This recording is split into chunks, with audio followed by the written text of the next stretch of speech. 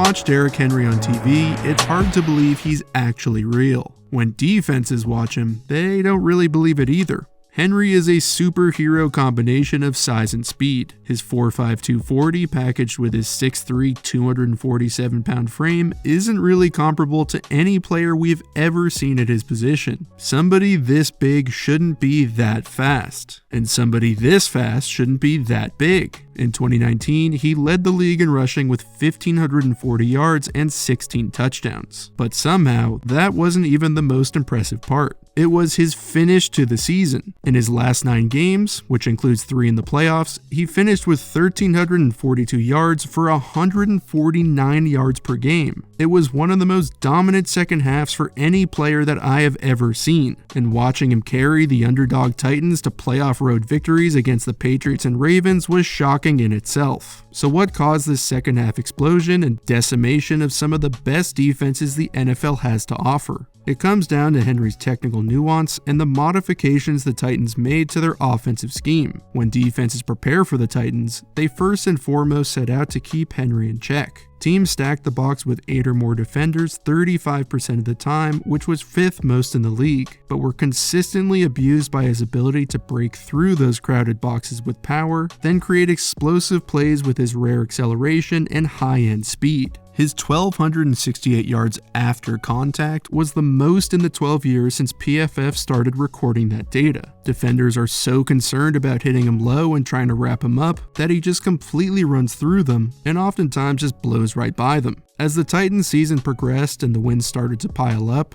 a small change to their scheme unlocked both Henry and the rest of the offense. We all remember a few years back when the Titans announced their exotic smash mouth rushing attack, but this year's change was quite the opposite. Keep the smash mouth, but dumb it down to basically just one play, the outside zone. Instead of power, counter trays, and on, they relied almost exclusively on that one concept and mastered it. Heading into Week 17 against the Texans, the Titans were in a win-and-in playoff scenario, so they turned to Henry to put the team on his back, and he responded by running for 211 yards. The Titans are running 19 Wanda zone lead, a weak side outside zone concept run away from the tight end. Outside zone is predicated on each offensive lineman taking a play side bucket step to try and push the defenders towards the sideline to create cutback lanes for the running back. The defense wants to beat the lineman to that spot to protect the edge and plug up every gap, which is why cutbacks and outside zone are so deadly. If Henry cuts back upfield, the defense is literally moving away from him. The first key to defending this concept is for the end man on the line of scrimmage to set a hard edge. He must hold his position outside the tackle to force Henry back inside to the meat of the defense. The Titans ran outside zone again and again, but that doesn't mean Henry is the same assignment every time. He's reading each defensive lineman from the outside in until he finds an open lane. On his third step, he has 3 possible reads, which are called bounce, bang, and bend. If that edge isn't set by the end, Henry will make a bounce read to punish that edge and fly up the sideline. That absolutely terrifies the defense, which is why it's so critical for them to set a hard edge.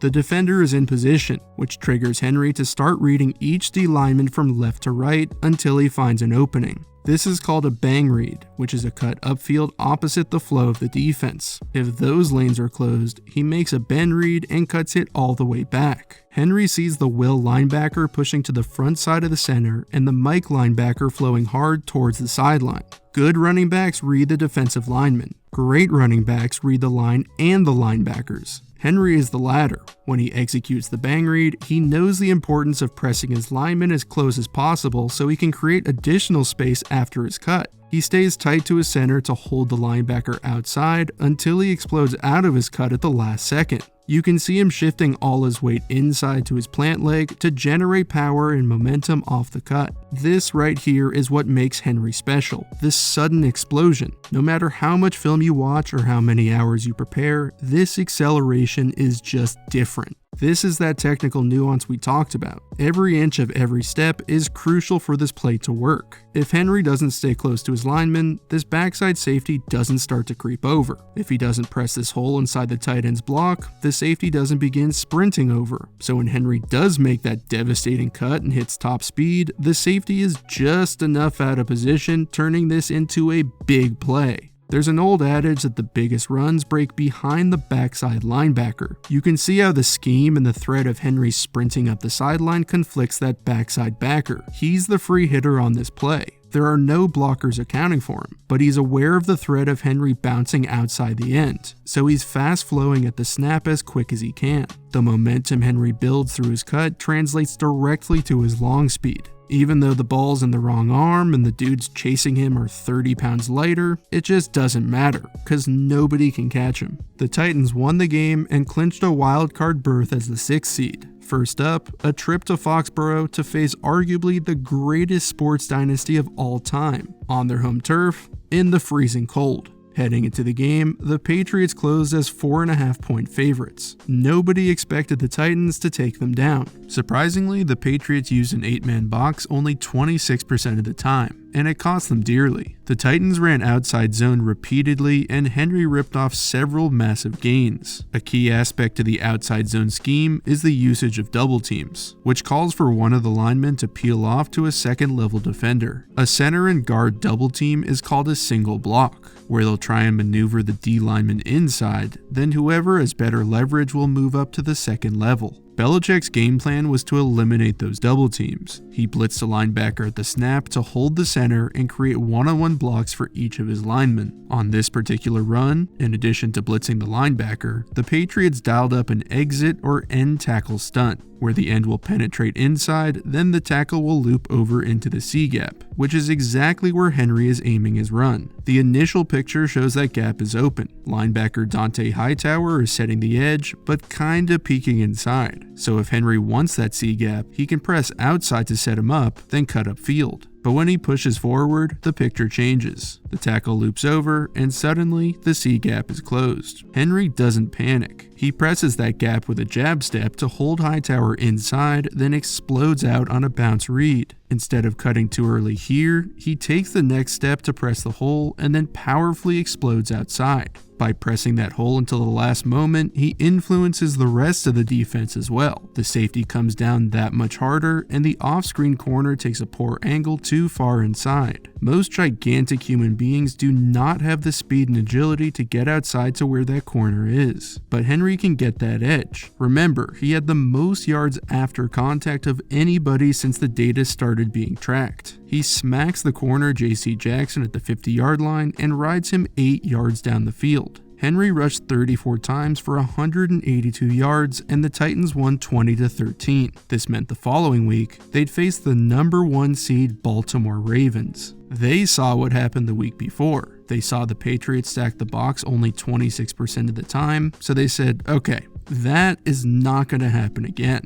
Then stack the box 63% of the time. So what happened? Henry ran for $195. In addition to stacking the box more than half the time, their game plan included a wrinkle where they would blitz the backside anytime the Titans ran their zone concept. In zone schemes, the backside blocker usually doesn't block the backside defensive lineman, so the offense can gain a numbers advantage. They figure that lineman won't be fast enough to chase down the running back, but the Ravens repeatedly rushed him and occasionally Earl Thomas around the edge. When it comes to the run game, the defense always wants to have at least one more defender than the offense has blockers, so they can have a free hitter pursue the running back. Here the Titans have 7 blockers and the Ravens counter with 9, so if the Titans get a hat on a hat, 2 defenders should be free to chase Henry down. The Titans are running split zone, which is almost exactly the same as outside zone, except a tight end will sift across the formation to hit that end coming free. This takes away some of the punch on the front side, but often creates a nice seam on the backside. Henry only ran out of shotgun on 21% of his carries, and his numbers dropped a bit when he did, but here he found success. The D-line is slanting strong to create space for the backside blitzers. The nose tackle gets immediate pressure, and the sifter doesn't move across the formation nearly fast enough. This looks like one of Henry's bowl forward for 2-yard type of runs. He sees that immediate pressure and tries to cut back to where the lane would be if the sifter did his job. Pro Bowler Matthew Judon is coming clean off the edge and has a free shot to smash Henry, but he's just not about that action. After that contact, Henry showcases his elite acceleration, and I'll save you from the Earl Thomas joke I almost just made.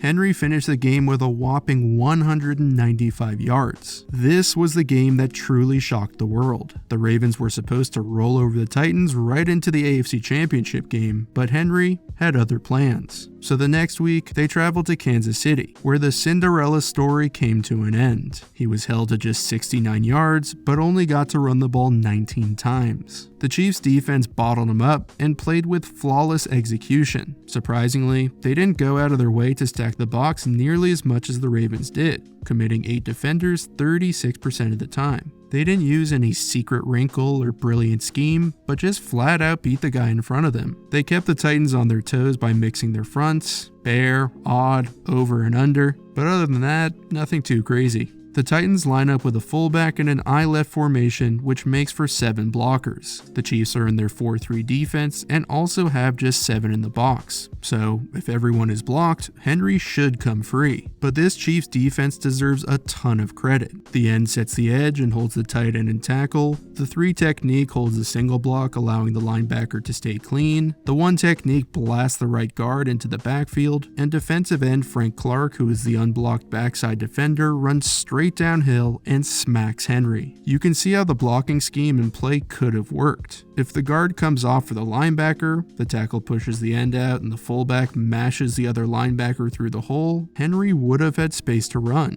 But throughout the game, the Chiefs collapsed lanes and minimized opportunities for Henry's usual dominance. The Chiefs' defense was no joke, and honestly gets overlooked because of Mahomes. But to beat Henry, they also had something else on their side: game script. In the previous 2 games, 215 of Henry's 377 yards came after halftime. In fact, in the regular season, the third quarter was by far Henry's most efficient part of the game when he averaged a staggering 6.9 yards per attempt. As the Chiefs' lead grew, the Titans had to ditch the run and pass more to keep up. Henry only had 3 attempts in the second half, rendering him completely ineffective. He actually had more carries and more yards in the first half against the Chiefs than he did against the Ravens, but game script is vital to his and any running back's production. Heading into 2020, Henry and the Titans are poised for similar success. The offensive line remains largely intact, and the defense is good enough to keep the score low and Henry's usage high. The Titans stripped down their playbook to focus on one concept, and Henry absolutely mastered it. With this being only his 5th season, he's just hitting his stride. His immense power and stunning speed is one of the most unique things that I've seen ever on a football field. Every time Derrick Henry gets the ball, he can create absolute destruction. Thank you so much for watching this week's episode. If you liked it, make sure to hit like and subscribe. Last week's episode was so much fun. If you haven't checked it out, Allen Robinson came on the show for an interview and a film breakdown, and I got to hear all his thoughts on how he plays the position, all his techniques, all his secrets. It was incredible. I was so honored and completely blown away to speak with him. His insight made me see the game in a whole different way and really appreciate how good that dude really is. I want to thank my Patreon supporters for their support and all the questions that were submitted to Ask Allen. I've got some exciting stuff coming up in the next few weeks. I want to take a look at Carson Wentz, thinking of getting an early look at Trevor Lawrence and a few others, so if you have any topic ideas you'd like to see, just drop them in the comments below. Alright, that's going to do it. Until next Saturday, see ya.